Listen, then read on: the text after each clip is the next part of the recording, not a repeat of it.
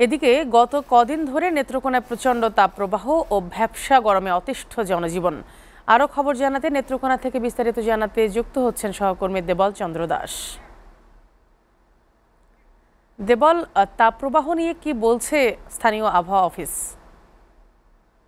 আপনি যেমনটি বলেছেন, আপনি জানেন যে গত কয়েকদিন যাবত নেত্রকোনায় প্রচন্ড গরম অনুভূত হয়েছে। যদিও গতকালকে এবং আজকে সকালে সামান্য বৃষ্টি হয়েছিল, তারপরে কিন্তু যে ভ্যাপসা গরমে মানুষ কিন্তু মানে অতিষ্ঠ।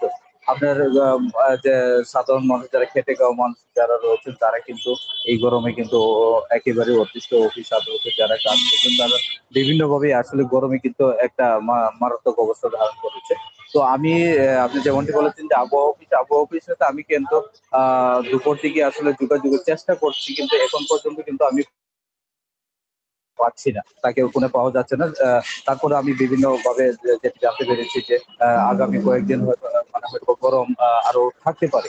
তো সব মিলিয়ে কিন্তু এখন পর্যন্ত যে গরমের যে অবস্থা এবং হাসপাতালে কিন্তু রোগীর সংখ্যা কিন্তু শিশু এবং যে শিশু যে রোগীরা যারা রয়েছে তাদের সংখ্যা কিন্তু বৃদ্ধি পাচ্ছে।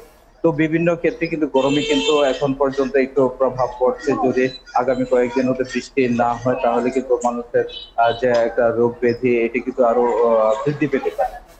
তো দেবল, আপনাকে ধন্যবাদ।